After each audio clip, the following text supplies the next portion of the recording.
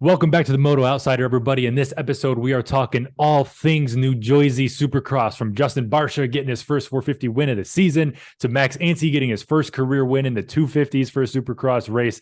All things Tomac almost getting hurt, Cooper Webb still not being able to get it done. It was the craziest mud moto of the year so far. But before we get into all that, as always, joined by my beautiful long-haired co-host who's wearing a different hat today, Mr. Chris Baird. How are you, brother man? Matt, it's good to be here. How you doing today, man? Doing good, dude. We were talking about before we hit record. It's officially summertime in Florida, so it's hot as bulls. But it is what it is. Hopefully you're staying warm up in damp Delaware. Oh, it is 50 degrees. I am loving life. Windows are open. I am relaxing today, man. It feels Very, good. dude, very jealous, man. But dude, so let's get right into it. But before we do, we are almost at 1,000 subscribers, guys. And as we've been promising, once we hit that 1,000 subscriber mark, we're doing a giveaway. Moto gift card of your choice or a Rider replica jersey. All you have to do, subscribe and comment down below in this video. It's free, guys. You get something free out of it. Help us out. We'll help you. And we'll keep the Moto news coming in its most epic fashion, I think. We're killing it. Absolutely killing it. Our question of this week is, what is your favorite gear brand? Please comment below what gear you like and why. Tell us why you like that gear brand. We want to know. Put that comment section up. Give us everything. Christopher, let me go first. All right. Okay. All right. The Alpine Stars collaboration with Antisocial Social Club was one of the best collaborations in motocross gear history. Okay. Changed my mind. You're not wrong. I mean, that's pretty damn good looking set of gear. Excuse me. What about you, brother? What's your favorite set? Yeah. Expensive. I mean, I don't know if I have a favorite set, but I've been a Thor guy for a long time. I just like the Thor stuff. It's clean. That blue and white gear that Deegan's been wearing is so clean. Yep. Star bike, all that. For me, man, the wild factor is the boots. I love when like Deegan, for example, Deegan will have on, all blue gear and then red boots. That is so fresh. But also, it's just that Tomac had the blue gear with the blue boots on, that like full solid color. That looks good too. Yeah, I can see both sides of that. So, favorite brand of boots? Alpine Stars. Yeah, Tech 10s. The Tech 10s have a very special place in my heart. Comfortable. But, dude, the Garnet SG12s always looked great too. They did. I just don't like a steel toe. I can't wear a steel toe. I've tried it. It messes with my head. Got it. I don't know. What are your thoughts on the Fox boots? Like what Kenny wears, those look freaking great. Although I almost blew my ankles out one time, but then they need a little more protection. All right, never mind. Actually, it was on that whoop section back there at Unadilla is where it happened. So over here, my foot slipped off. Yeah, over there, my foot slipped off going up the hill, dude. And I almost lost my ankle. One of my favorite jumps. So for everybody who doesn't know, we belong to a private motocross club that allowed us to ride the Unadilla Pro Track when it was built up. Not only when it was toned down for the amateur races before, but when it was built up, and the Sky Shot was what, like a 60-foot booter. It's 130 feet, buddy. Yeah, exactly. But this jump right here, that uphill, is that the uphill step up before you go into the back? Side. That's over there. Other side? Other side. So what are we looking at right here? What's over my head? What's this? That just goes up the hill into the amateur pits. Oh, okay. That's the U-turn. This is the U-turn in the back. Yeah. Okay. You got it. Got it. And then this is the gravity cavity right behind you. Yeah. Yeah.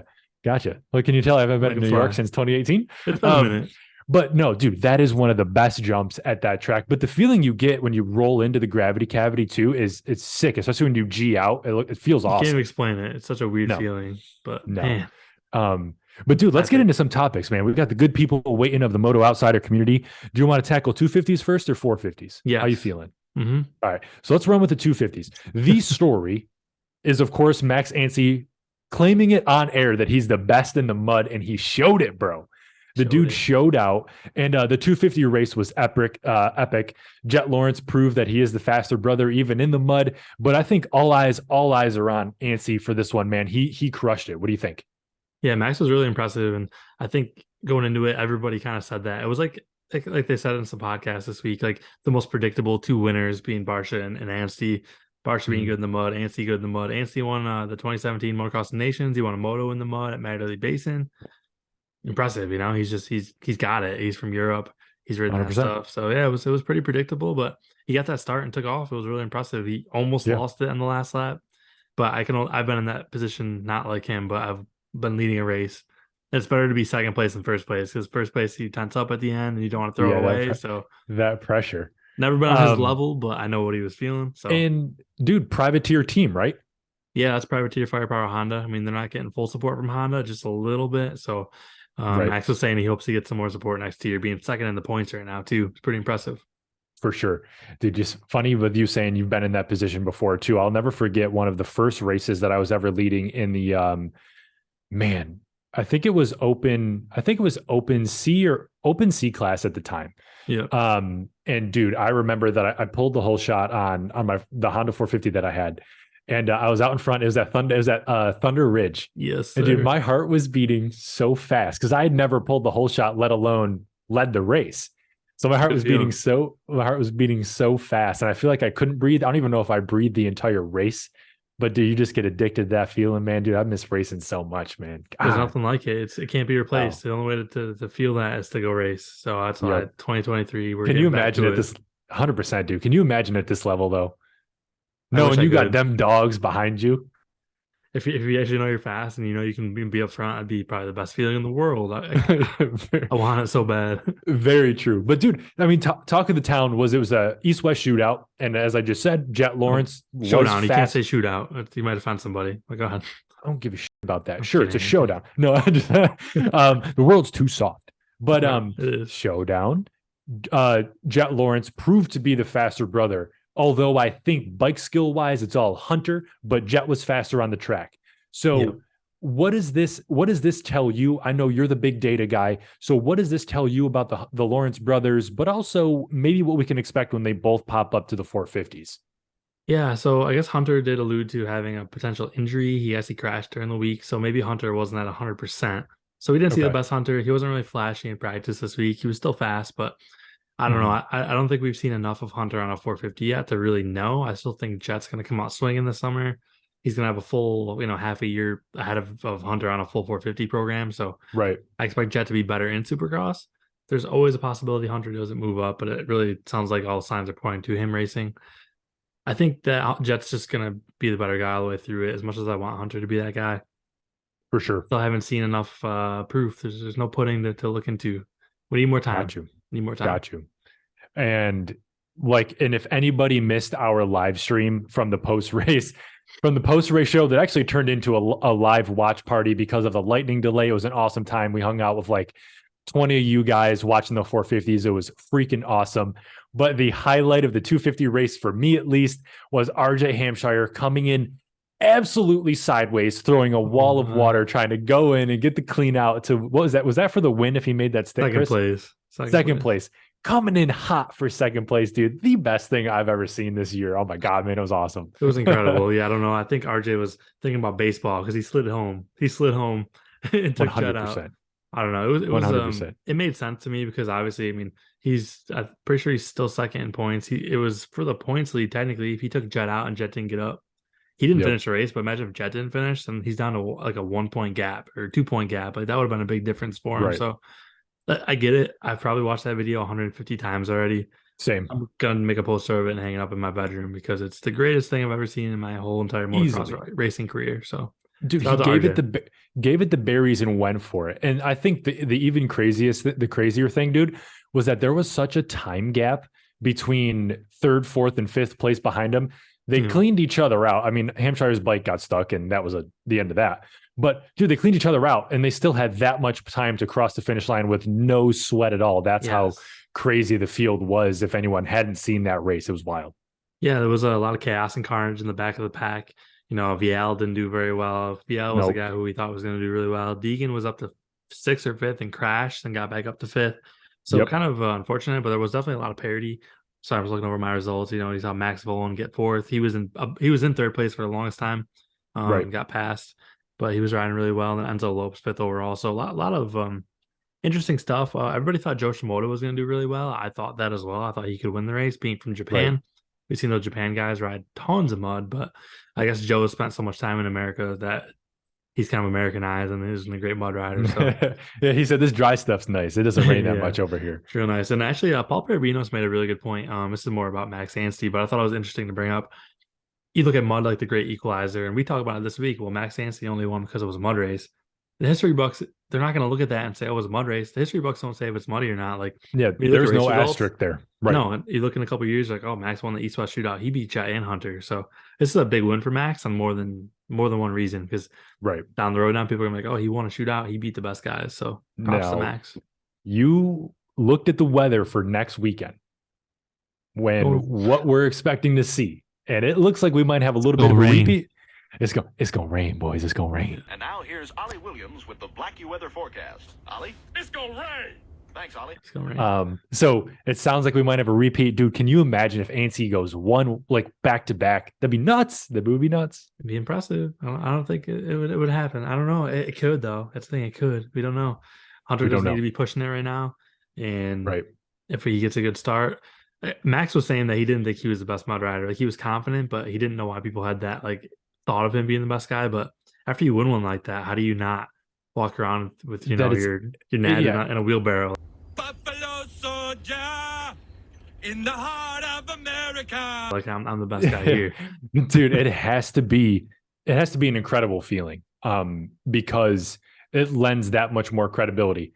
Mud or not. And of course, everyone's going to bust balls, be like, yeah, dude, if it was dry, it was all Jet and Hunter. There's no way, which could be the case. But again, the great equalizer showed up. So, dude, that's the 250s, man. Let's talk about the 450s because, well, let's just face it. Cooper couldn't get it done. Justin Barsha got it done in the mud. But the reason why we say Cooper couldn't get it done is one, Tomac goes down in practice. There's a whole big speculation there. So there's a lot to unpack in the 450s, man. Let's start with Tomac going down. You had an interesting point of view thinking that his grip might have been loose based on the slow-mo. Dude, walk me through that, what you're thinking.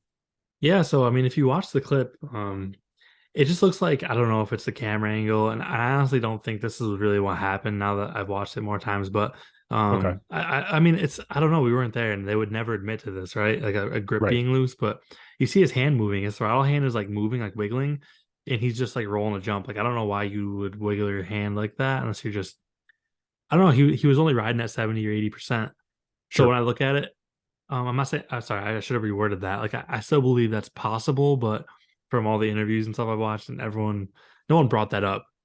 But you kind of saw it too, right? Like, you think it's definitely an option? Well, it did look weird the way that his hand kind of came off, like something slipped, or I don't know. I'm trying to think of if that's ever happened to me where my hand just came straight off the bars. He might have hit something on the face of the jumper coming into the face of that roller or whatever it was before that turn. I haven't watched it in depth to see, but it did look like something weird happened with his hand.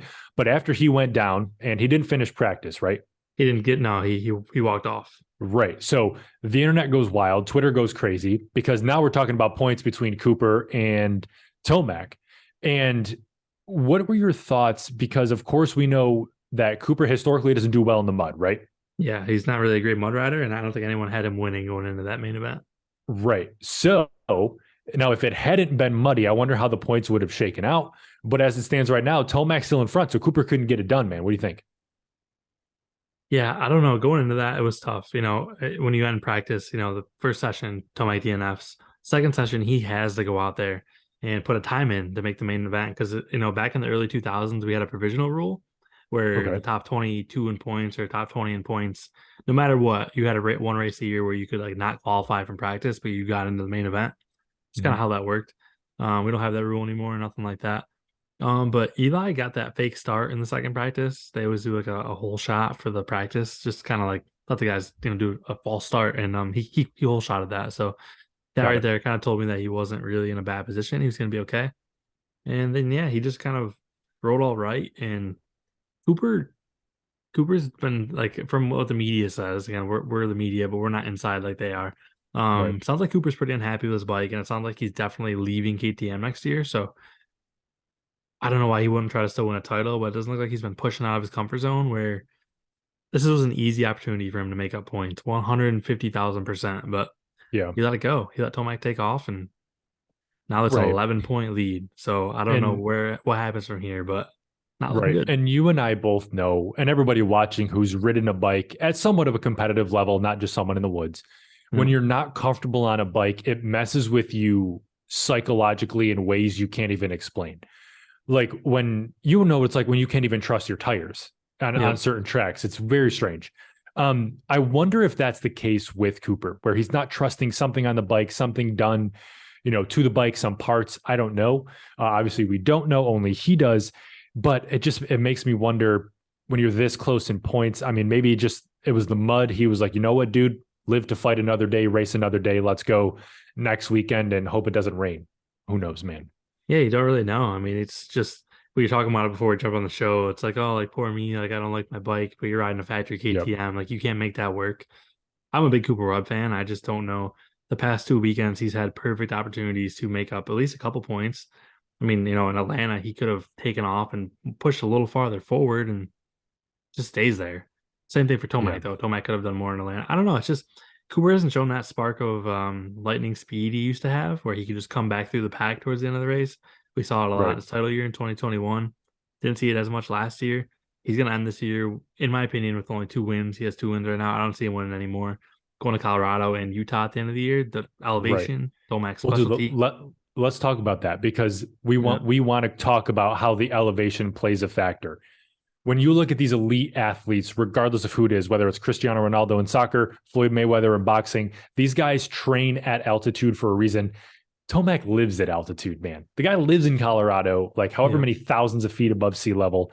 What are you thinking going into these last couple of races with some altitude? I think it's going to stack in Tomac's favor. What do you think, man? Yeah, I got 100% being in favor of Tomac, despite the injury or whatever is wrong with him. We probably won't find out till after Supercross is over what's actually like wrong with Tomac, even if he does have an injury. He's really quiet about all that stuff all the time. Right. But Cooper has shown some flashes of speed at the last few Salt Lake rounds, like in 2020, but still Tomac was the better guy in all those races. So I would love to see Cooper Webb come up and battle, but I don't think he can do it. I think it's too late. I think he's shown us what he's got, and I think it's over. I think Tomac's going to have this thing covered. Yeah, we'll see. And I mean, of course, we're on the outside, hence the name. So we do not know. We can just speculate, maybe these guys are just riding conservative because they're not 100%. And that goes to show you how talented they are, that they can ride at 80% and still finish in the top 3 and 4. That is what it is. But dude, if you look at how Barsha rides, and if you look at how Roczen rides this year, these guys race with this very aggressive, head over the bars, chest over the bars.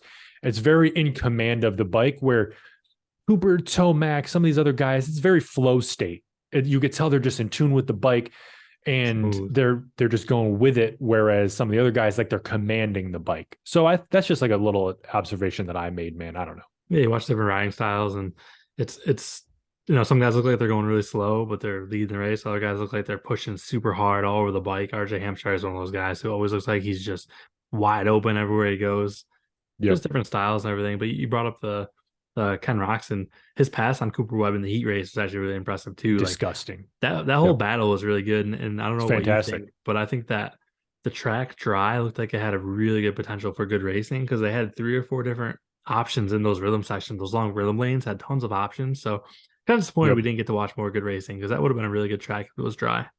Yep. The heat races were fantastic because guys were busting out the quad. There was a quad section. There was a quad in one of the sections. And I know Tomac Roczen busted it out right off the whole shot, and it looked insane from the television angle. It looked sick when I texted you about it.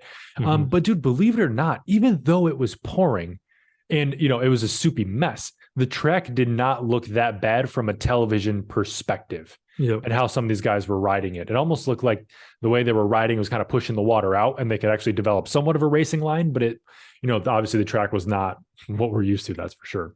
Yeah. I think the hard base really helped. There was like some dirt on top of it. I think the hard base helped keep everything kind of like, it helped the lines develop, and they weren't like just mucky mess. Like, it held lines, because they were all jumping everything. They were doubling, hitting the finish line.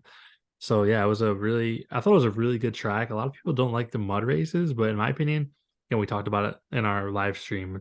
It's a great equalizer, and we see these, first time winners. Like, I'm here for that. We're here to be entertained, and we got everything we wanted this weekend. And actually, I got to throw a hypothetical at you. So, sure, Chase Sexton, fastest guy, in your opinion, like raw speed.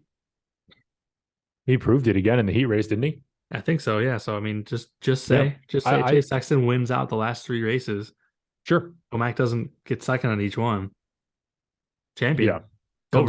Comes out of nowhere. Anything can happen. Do you see it? What's your percent pie for the 3 guys? Oh man. Putting on spot. I don't see Chase Sexton winning the championship. So 5%. Sure.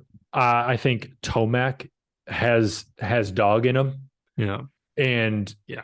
looking at like what his father did in downhill, I think he has something in him that is inherently different. And I think we're going to start to see that come out. He's coming into a home race at altitude, right? So he's going to have a lot behind him and momentum behind him.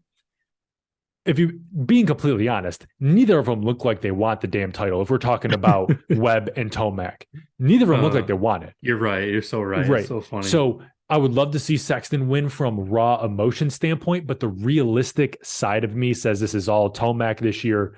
But dude, it would be a son of a bitch to see Chase Sexton win because, dude, he did great. He did great in the heat race. He obviously won last weekend, not 2 weekends ago. And they were saying in the pre-race media, RC and James were saying if he can keep it on 2, he'll probably win again. So they see the speed in him. And I think it's absolutely possible, but I just think that championship instinct's going to kick in and Tomac's going to rock it. Yeah, it's super far-fetched. And I mean, Tomac would probably have to get like 4th or 5th. I don't know. Chase is back, I think, like 17, 20 points. I don't have it up in front of me, but either way, it's just interesting. It's not impossible, but I'm with you. Probably 20% chance of that actually happening. All it takes is one get off, one little injury where it's like, hey, we actually can't ride with this, so we have to sacrifice points. It takes something crazy. Justin Barsha cleaning someone out, and then who knows, man? Things can change pretty quick, which is why I'm excited to watch how the points kind of shake out. It'd be a good end of the season for sure. But I mean, yeah, like you said, like Cooper Webb, if he's not trusting his bike right now, he's not confident. He makes one little mistake and gets hurt. It does not take much. Look at Tomac, same thing. You don't expect that to happen. You're just riding at 40, 50%. You're rolling a single and you go over the handlebars. That's when you crash. Yeah. It's always when you least expect it. It's those stupid little things. I'm 100%. trying to pull up the points here right now. You're good. So it's Tomac with 315, Webb with 304, Chase Sexton 294. Okay, 294. So he's down 21 points. Yeah, 20 something. Not too bad, but it's again, doable, but it's super far. It's going to take some wild card stuff. But dude, going back to the 450s, man. So Barsha gets his first win of the season. Dude killed it. He deserved it. I mean, it's been a long time. Proud of Barsha. Right? And how he celebrated off the track and on the track. He had a great time in the mud. He gave a show for the fans. That's why I keep saying it. The sport needs this kid.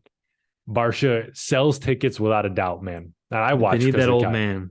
He's an old man now, but yes, I need that dinosaur. Yeah, exactly. No, it's good. Yeah, he's just a personality. I am not a fan of the riding a lot, though. Chase Sexton got taken out again. Chase could have been up with that battle. Gets taken out on like the 2nd or 3rd lap by Barsha. He does the same thing to Broxton, almost takes him out. I just wish he cleaned his riding up a little bit. It's a lot easier to respect him when he's not riding like he's trying to saw your front wheel off. But I mean, he's been super fast, and I think we've talked about it the past few weeks. It was coming. Yeah. It was a long time coming. So props to him. Sure. It was actually cool too. He said that he extended his flights with his wife so they could stay and enjoy the city a little bit, have some fun, sleep in a little bit. That's awesome. I like seeing stuff like that. Seeing the personality come out. It's pretty cool. Yeah, exactly, man. But dude, going back to the riding style thing, man, I know everybody likes to talk about that because, is it dirty? Is it not? And this is right. And this is something where it's like, hey guys, this is racing. And I mean, if you're out there, you're a target because there's a lot of money on the line. There's points on the line. And I mean, he's had his share of controversy and fines and, getting docked positions and points and stuff. So it's kind of like if you're on the track with the guy, what's coming. And yeah, but the thing is too, though, like all these riders are capable of doing that. It's just kind of like no one really wants to bring that out. But if someone's back was against the wall, like let's just say Tomac's got to get through the field and dude, you're in the way. Gotta go. Yeah, so it's part of it. I don't know. You just don't see it a lot with the other guys. You don't. It's right. 98% of the time, unless it's Anderson, it's Barsha. There's ways to ride clean. There's a way to make those passes. And he's fast enough. That's what gets me. He's fast enough to pass these guys. So a little bit of a sigh. A lot of my friends back in that I ride with, Shackler boys, like they're all Barsha fans. And I know if they see this, they're gonna be like, Chris, what are you doing? But I just clean that riding up a little bit, man. That's all I want. Hey, dude, that's what it's what sells tickets, man. Everyone loves the technical aspect of it, right? There's the race puritans that are gonna love, that's like Ryan Dungey. The dude's flow and technique was fantastic. And then you got guys who just love the savagery. That was Josh Hansen and Justin Barsha, right? Yeah. The guys who would just go out there and just spank dudes. But dude, that's why the sport's Yeah. awesome. But dude, Before we sign off here, you got to talk about the 250 LCQ last turn. I'm gonna play it for everybody. Literally one of the funniest, most insane events I've ever watched in my whole entire life. I still don't understand what happened. Do you understand? Like, you've watched it. I remember we were texting each other. Yes. Dude, what is the injury? What happened? Did he get hit in the nuts? Like, what happened? I think he just knocked the wind out of himself or something. Because he was kind of doubled over like that. It was just a weird crash. It was so funny. You know, Hunter It Yoder didn't look was that in the bad. spot. Like, yeah, I don't know. Dylan Schwartz was sixth, but somehow comes out fourth and qualifies for the main event. Like, Yep. dude, it was gnarly. It was absolutely gnarly, but it was fun to watch. I enjoyed it. It was a good For sure. crash. And dude, I mean, it was great. This whole weekend was fantastic, and I'm excited, and I hope that this coming weekend, I don't want it to be a rained out race, but man, things change up quick when the rain comes down. Make it a little tacky, a little bit of water. I'm gonna wear my pajamas inside out that night, so yeah, we get a little bit of rain. That's it, dude. What time is the race Eastern time this weekend? It's a day race. I think it's right around 3:00. So got it. Okay. Early. So we should be able to do a post race show right after the checkered flag rings as of now. Right around 6:30-ish. So if you guys want to watch us live, you want to hang out with us, the Moto Outsider post race show will be up. I think 6:30 is the time, but we'll update at the end of the week so people can join us and watch. And if we get excited and bored, maybe we'll do a watch party again. Who knows? Hey, yeah, who knows? I mean, it was really cool and impromptu how it happened, especially with the lightning delay and everything like that. Yep. So it was really, really cool. And we just want to thank everyone who stopped by. But guys, we want to try to make the post-race shows as normal as possible after each and every race, given Chris's schedule and my schedule. Even in the event, if we can't, we'll try to pick up something. But of course, if it has to get canceled and we can't do it, we'll let you guys know on social. So be sure to follow us on Instagram, and we try to use the community tab here as best we can too. Absolutely, guys. Just thank you so much for joining us. It was really cool to have everybody at the live stream last week. Thanks for watching the videos and the comments. And again, please don't be scared to interact, because myself, it's usually Matt, but we replied to just about every comment. We like to see and hear what you guys have going on. And again, we want to know what kind of gear you guys like. The last video, we asked what kind of bike was your first bike. Let us know. We're just moto heads like you guys. We like to hear this stuff, and we're as big a fan of the sports as you guys are. So yeah. I wish that in the comments you can post pictures. It's probably for the best that you can't, but it would be sick to see all the old vintage gear, because dude, some of the gear from back in the day, like when our parents used to ride stuff, that gear was sick too. The old retro stuff. So much money nowadays. So honestly, like, you brought up a good point. We could, if you guys are interested, anyone watching this video, if you're interested, let us know, leave a comment. We can start Discord. We can start a Moto Outsider Discord, and we could actually get to know some people. It'd be kind of fun. So if you guys are into that, let us know. The overarching rule, and we've talked about this so many times, the overarching reason why we started this channel, guys, was to create a motocross community where we can all interact. And it is no secret that we're no different than anybody else. We're just two dudes who love to bench race and talk about this sport, even though we're hundreds of miles away. So we know that there's people all across the world. We had someone from the live stream from Australia say what's up. Oh, sick. So the more we can create an awesome community together to where we can all hang out, interact, talk moto, and live like that, guys, that's what we're going for. So please let us know if that's something you would be interested in. Yeah, I think the support for that would be really good. It's just hard getting people to watch videos all the way to the end like this. So maybe the next video we'll open it up and present it a little bit earlier. But yeah, it's right. But for everybody hanging to the end, you guys are the real ones, so we appreciate you. Yeah, it's been nice to get to know everybody, and it just not repetitive, but just people coming back to the chats. 2 weeks in a row was really cool. So we hope to see you guys this week, because Nashville is going to be a good race. Supercross is almost over. Outdoors is almost here. My heart's beating a little faster thinking about outdoors. We're getting close. We're getting close. And guys, if you appreciate the unfiltered, unbiased approach that we take to the motocross news scene, we're not on anybody's payroll. We do this all on our own time and on our own education and all the stuff that we do. Chris does a hell of a lot of research. I ask a lot of questions because Chris is smarter than me. So guys, if you appreciate this, please share it with your friends. That would be awesome, just to kind of grow this as naturally as we can. And it would sure as hell mean a lot. So appreciate it. That's it. That's all I got. Awesome. That's all I got too, man. No, other than that, you look great with your hair like that, dude. I appreciate that, man. Gotta start braiding that soon. Yeah, I like your backdrop. I like your white shirt. Everything's good. What's on your arm? Appreciate it. Oh, it's your mic stand. This is the mic stand here. Yeah, you can kind of see. I think you had one of those, like the blood pressure pumps on your arm, like the doctors put on. Oh God, no, not yet. Anyways, coming up after I drink more coffee. Yeah. But guys, thanks so much as always for sticking around. Be sure to like, comment, and subscribe. See you guys in the next video.